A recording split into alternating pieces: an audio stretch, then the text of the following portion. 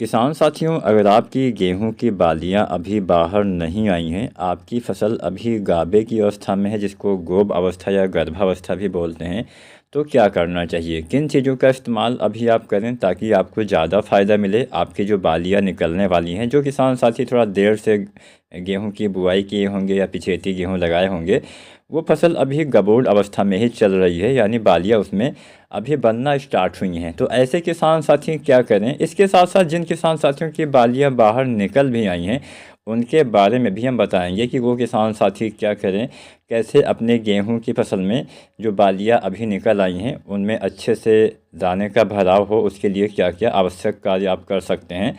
तो एकदम कंप्लीट जानकारी आपको मिलने वाली है, कहीं आपको अलग नहीं जाना है, पूरा वीडियो आपको देखना है। और चैनल को सब्सक्राइब नहीं किया है तो आप एसआरजे खेती चैनल को सब्सक्राइब कर सकते हैं। किसान साथियों, आप हमें नीचे कमेंट के माध्यम से यह अवश्य बताइएगा कि आपकी गेहूं की बालियां अभी निकल रही हैं या कुछ दिन के बाद निकलेंगी, आपकी फसल कितने दिन की हो गई है, ताकि हमें पता चले कि हाँ, जो हमारे किसान साथी जो हमसे जुड़े हुए हैं, उनके ज़्यादातर किसान साथियों की बालियां निकल आई हैं या फिर निकलने वाली हैं, कितना परसेंट बालियां निकल गई हैं, उस हिसाब से हम वीडियो बना सकें। तो चलिए बात करते हैं। सबसे पहले, अगर बालियां नहीं आई हैं तो क्या करें?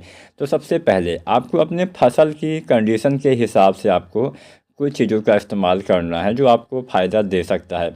बाली निकलने से पहले जिंक और यूरिया का स्प्रे करना फ़ायदेमंद होता है। फ़ायदेमंद कैसे होता है कि ये पौधे में भोजन को, जो भोजन बनता है उसको काफ़ी बढ़ा देता है, जिससे पौधे ज़्यादा भोजन बनाते हैं, जिससे बालियों का विकास बहुत ही बेहतरीन तरीके से हो पाता है। तो आप यूरिया और जिंक का सबसे पहले, अगर आपकी फसल में कुछ पीलापन वगैरह भी है तो वो दूर हो जाएगा और पौधे में बाली का निर्माण बहुत ही अच्छे से होगा। और जिंक जो किसान साथी स्प्रे विधि से डालते होंगे, उन्हें पता होगा कि जिंक की आखिरी मात्रा बाली निकलने से पहले डाली जाती है। तो जिंक आप कोई भी इस्तेमाल कर सकते हैं। अगर आप जिंक सल्फेट का इस्तेमाल करते हैं जो 33% वाली आती है, तो इसकी लगभग आपको जो मात्रा लेनी है वो लेनी है लगभग 700 ग्राम मात्रा। साथ में 1-2 किलो दानेदार यूरिया, या पीलापन के हिसाब से अगर आपको पीलापन ज़्यादा दिखता है तो 3-4 किलो भी डाल सकते हैं, अन्यथा 1 से 2 किलो यूरिया पर्याप्त रहेगी।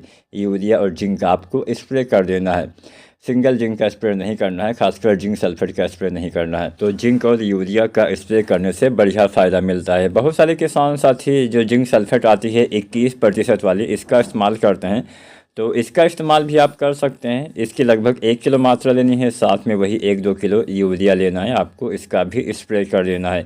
एक जिंक और आती है जो चिलेटेड वाले रूप में होती है, जो इल्टिया रूप में होती है, जिसको हम इल्टिया जिंक, चिलेटेड जिंक बोलते हैं। 12% की मात्रा में आती है। इसका इस्तेमाल भी आप कर सकते हैं। चिलेटेड वाले जिंक आपको लेना है, कितना लेना है? इसकी 100 ग्राम मात्रा लेनी है। 100 ग्राम मात्रा, ये जो हमने खाद की मात्रा बताई है ये प्रति एकड़ के हिसाब से है, यानी 1 एकड़ में इतनी मात्रा लेनी है। तो चिलेटेड वाले जिंक आपको लेना है 100 ग्राम, जो आती है 12% वाली। अब यहाँ पे एक बात का ध्यान ये देना है कि बहुत सारे किसान साथी या फिर ज़्यादातर किसान साथी बाली आने से पहले बोरोन वगैरह भी डालते हैं, जिरबान 34 वगैरह भी डालते हैं। तो ये जो चिलेटेड वाली जिंक होती है, इसका इस्तेमाल आप एनपीके के साथ भी कर सकते हैं। बस ध्यान ये रखना है कि अलग अलग घोलना है, अन्यथा आप अलग अलग डाल दें अगर, तो ये बढ़िया रहेगा। साथ में आप 1-2 किलो यूरिया मिला के इसका अलग से स्प्रे कर देंगे, तो इसकी जो पौधे को एक लगने का क्षमता होती है, काफ़ी अच्छे से ये काम करेगा। अगर आप ज़्यादा चीज़ें एक साथ मिलाएंगे, भले ही कोई चीज़ नुकसान ना करे, लेकिन फ़ायदे में कमी आ जाती है। तो जिंक और यूरिया का आप अलग से स्प्रे कर दीजिए, और एक दूसरा स्प्रे आपको करना है 2-4 दिन के बाद एनपीके 05234 और बोरोन का। साथ में कोई फंगिसाइड वगैरह भी आप चाहें तो डालने की आवश्यकता हो तो डाल सकते हैं। तो कम से कम 5 दिन का या 7 दिन का आपको गैप देना होता है, लगातार कोई खादें मत डालिएगा। तो 05234 कितना डालना है? 1 किलो से लेकर 1.5 किलो पर एकड़ के हिसाब से। इसके इस्तेमाल से सभी को पता है कि बालियों का विकास अच्छे से करवाता है, फास्फोरस भोजन पहुंचाने का काम करता है। और जो इसमें पोटेशियम होता है, 52% फास्फोरस, 34% पोटेशियम 05234 में होता है। तो पोटेशियम से तो आपके बीज का निर्माण, दाने का निर्माण, बाली का निर्माण अच्छे से होता है, तने भी मजबूत होते हैं, जिससे फसलें गिरती नहीं हैं। तो 05234 बहुत ही बेहतरीन काम करता है बाली आने से पहले गबोड़ अवस्था में। 05234 और साथ में 05234 1 से 1.5 किलो, और साथ में जो बोरोन आता है 20% वाला, लगभग 100 से 120 ग्राम मात्रा या 125 ग्राम मात्रा पर एकड़ के हिसाब से आपको इस्तेमाल करना है। तो आप चाहें तो चिलेटेड वाले जिंक भी साथ में यूज कर सकते हैं, साथ में यूरिया भी डाल सकते हैं, लेकिन अलग अलग घोलना है। अगर आप चाहते हैं कि एक साथ सारी चीज़ों का इस्तेमाल करें तो आप 0.34 को अलग बर्तन में घोलिए, बोरोन को अलग बर्तन में घोलिए, साथ में अगर कुछ पीलापन है तो यूरिया मिलाइए 1-2 किलो 3 किलो, और साथ में जो चिलेटेड वाली जिंक आती है जिसको हम एडिटिया जिंक बोलते हैं उसका इस्तेमाल आपको करना है, उसको अलग घोलना है। जिंक सल्फेट को आप 0.34 के साथ मत मिलाइएगा, आप चिलेटेड वाले जिंक को मिलाना नहीं है, अलग अलग घोलना है। जब टंकी में आपको डालना हो तब आपको मिला के तुरंत ही स्प्रे कर देना है। मतलब यही है कि इनको एक साथ मिला तो सकते हैं 0.34 और चिलेटेड वाले जिंक को, लेकिन मिला के लंबे समय तक रख नहीं सकते, और अच्छी कंपनी का आपको लेना है। आजकल चिलेटेड के नाम पे आपको यही जिंक थमा दी जा रही है, पता नहीं क्या आपको मिल जाता है। तो आपको पहले घोल को टेस्ट करना है, अगर घोल फट जाता है तो इस्तेमाल नहीं करना है। इसलिए मैं बोलता हूँ कि आप अलग अलग डालिए, 0.34 और बोरोन का अलग से इस्तेमाल करिए और जिंक और यूरिया का अलग से इस्तेमाल करिए, या फिर इस्तेमाल करने से पहले अगर आप चिलेटेड वाली 0.34 के साथ डालने वाले भी हैं तो आपको एक बार घोल को टेस्ट कर लेना है। फटता हो तो मत डालिए, नहीं फटता है तो आप इस्तेमाल कर सकते हैं। इन बातों का ध्यान देना है, नहीं तो ना तो आपका 0.34 काम करेगा ना ही जिंक काम करेगी। और फसल के हिसाब से आपको इस्तेमाल करना है। अगर पीलापन नहीं है तो यूरिया 1 ही किलो इस्तेमाल करिएगा, उतना पर्याप्त रहेगा। तो इसके साथ साथ अब जिन किसान साथियों ने यहाँ पे एक सवाल ये भी आता है कि हमने कभी बोरोन का इस्तेमाल तो किया हुआ है, मतलब सब चीज़ें हमने डाली हुई हैं, लेकिन अभी तक हमने पोटास वाली कोई खाद का इस्तेमाल नहीं किया है। हमारी बालियाँ अभी नहीं निकली हैं, गबोर अवस्था में ही फसल है। हम 0.34 या तो डालने वाले हैं या डाल चुके हैं, लेकिन अभी तक हमने पोटास वाली कोई भी खाद इस्तेमाल नहीं की है। केवल 0.34 में 34% पोटेशियम मिल जाएगा, लेकिन हमने आज तक जब से हमने बुआई की है तब तक अभी तक हमने जो पोटास वाली खाद होती है, जैसे हम दानेदार पोटास, MOP पोटास 60% वाली डालते हैं, हमने बुआई के समय नहीं डाला है। अगर डाला भी है तो कम मात्रा में डाला है, या फिर किसी NPK के द्वारा हमने कम मात्रा में डाला है।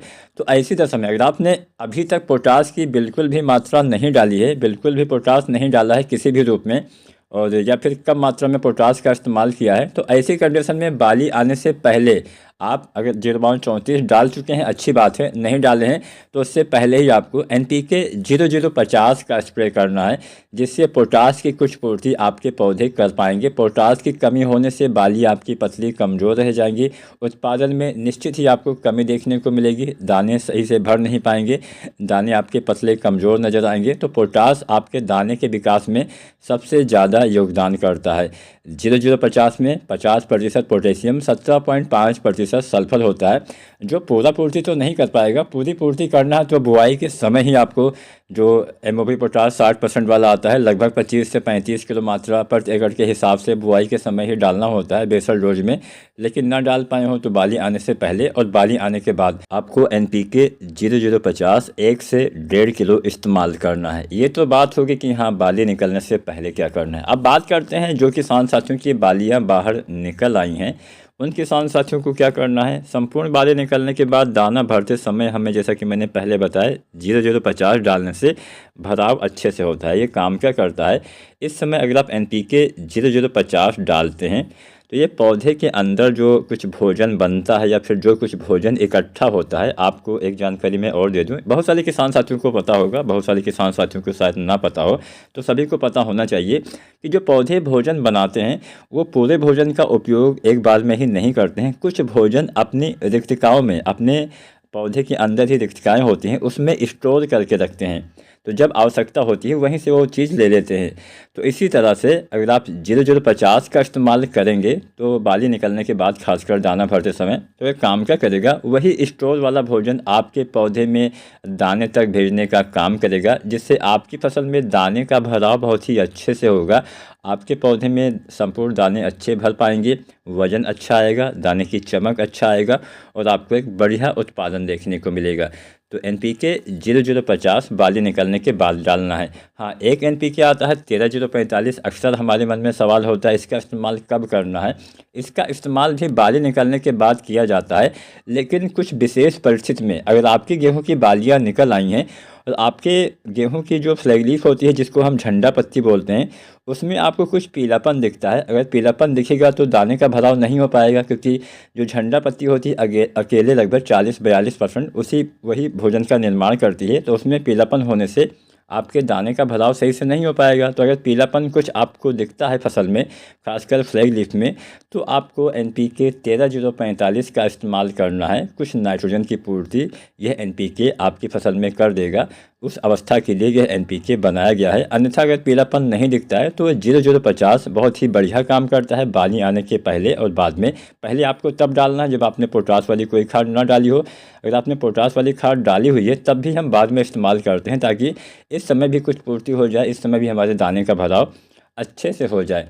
कुछ सावधानियां भी बरतनी होती हैं, फसल के हिसाब से सभी खादों का इस्तेमाल करना है। मैंने बोला कि आपको 0-050 डालना है बाली आने से पहले, तो ऐसे कंडीशन में सभी किसान साथी को नहीं डालना है, केवल वही किसान साथी डालें जिन्होंने पोटास ना डाला हो। इसी तरह से दूसरी खादें भी आपको यूरिया 2-3 किलो तभी डालना है जब आपको पीलापन दिखे, अन्यथा आप 1 ही किलो यूरिया के साथ जिंक का इस्तेमाल करिए। मिट्टी में आपको नमी देखनी है, अगर पानी की कमी दिखे तो आपको सिंचाई करना है, जो सबसे आवश्यक होती है। तो अगर आप इन छोटी छोटी बातों का ध्यान देते हैं तो आप भी गेहूं की फसल में बढ़िया उत्पादन अवश्य ले पाएंगे। धन्यवाद।